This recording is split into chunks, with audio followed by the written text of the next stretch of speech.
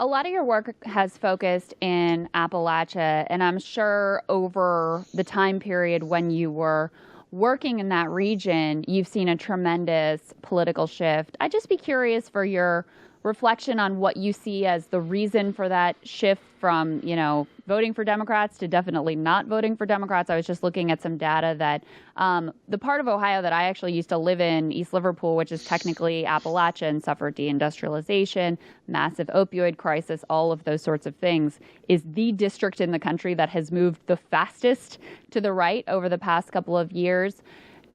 What are your reflections on what you've seen working in West Virginia, working in Kentucky, working in the Appalachian part of Virginia?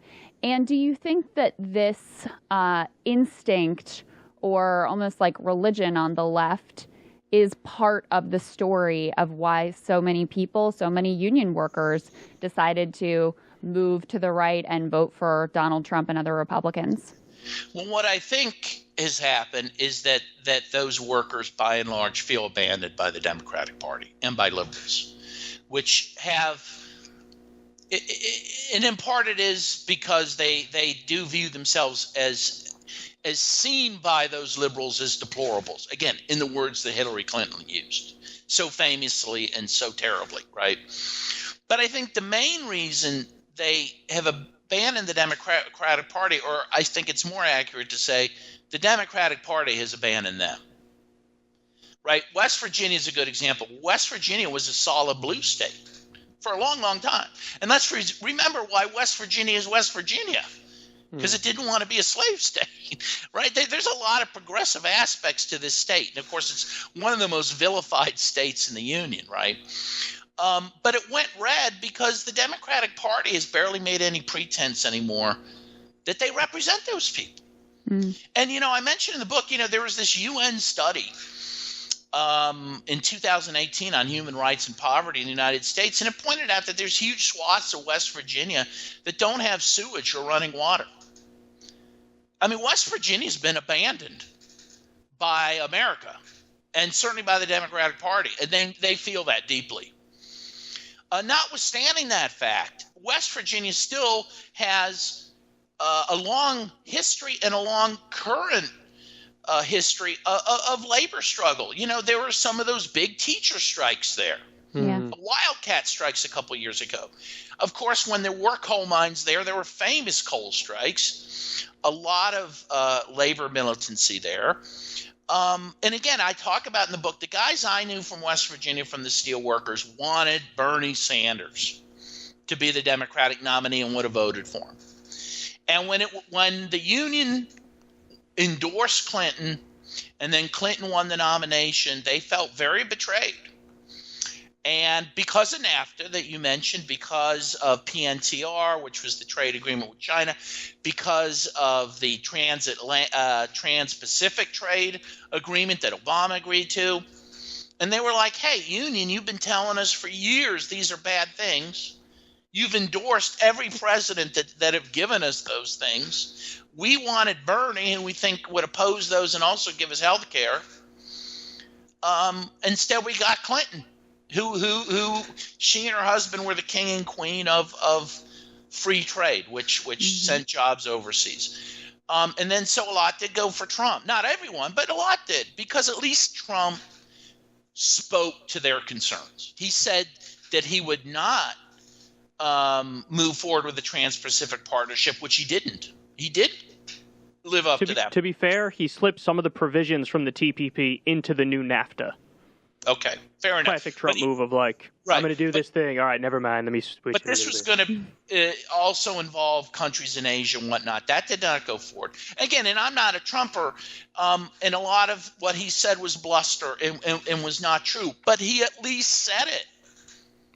And remember, there was, and I mentioned in the book, there was that Carrier air conditioning plant in Indianapolis. Trump said, I'll keep that company open because it was on the chopping block to be closed and have the work moved to Mexico. That was a steelworker plant.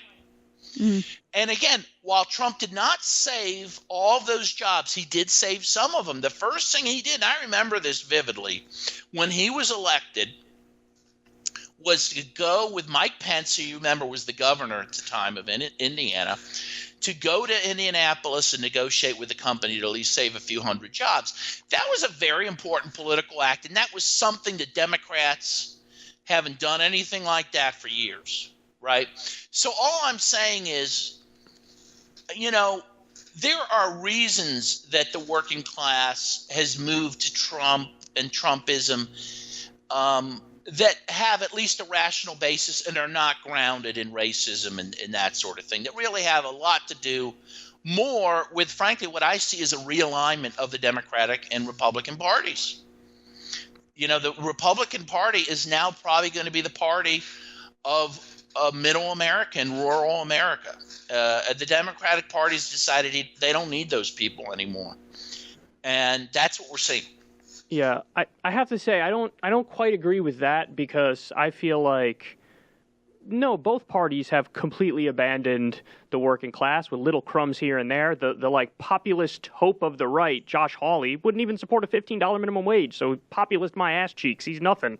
But even to the Trump point, I think that it's about the rhetoric and the show versus the reality. I 100% agree with you that Trump put on that show in 2016, that show of like, no, I'm the guy who's going to look out for the working people.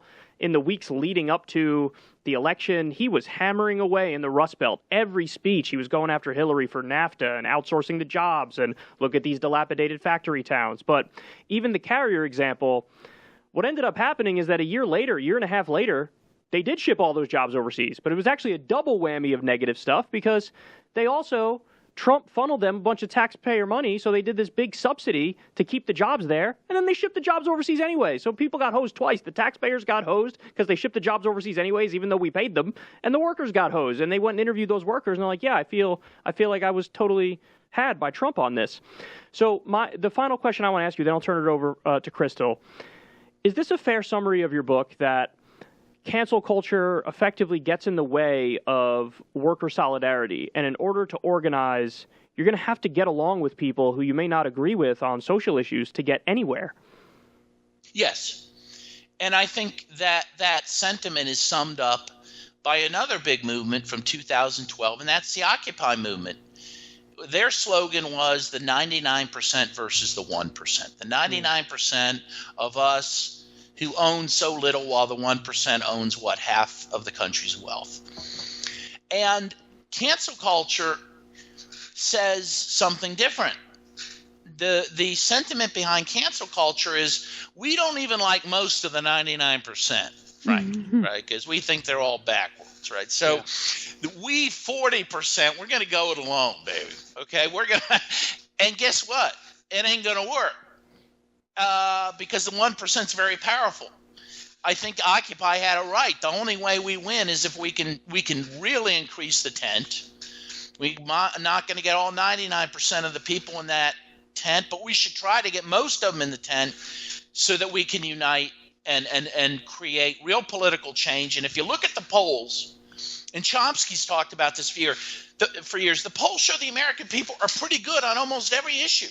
Yep. They want Medicare for all. They want police reform. They want criminal justice reform. They want to end these endless wars. Okay, that's a good place to start. Can we start there in building a movement? That's the point that I'm trying to make. Yeah. Yeah, and I agree.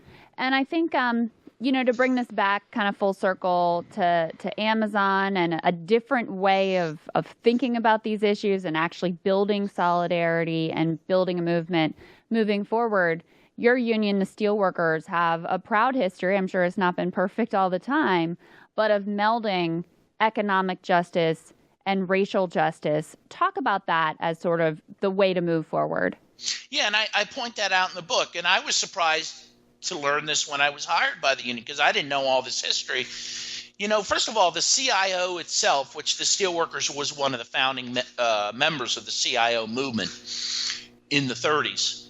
The CIO movement itself was a move away from these racist craft unions. The whole idea was we're going to organize people in industrial plants not based on skill and not based on race, but just because they all worked there. This was a radical idea, and this was a progressive idea. But even beyond that, I mentioned, the steelworkers gave money to various civil rights groups during the civil rights movement, supported the civil rights movement, supported people who went to jail during the civil rights movement, and the steelworkers created and defended it at the Supreme Court an affirmative action program at various of its companies to try to advance the rights of African American workers, and that's the famous case of Weber versus U.S. Steel that my boss at that time had actually been involved in. And so I think those types of things point the way forward. I guess it's back to the future, right? The past shows us a path forward to movements of workers and African Americans and other oppressed peoples together to try to create a better country and a better world. And I think we can learn from that.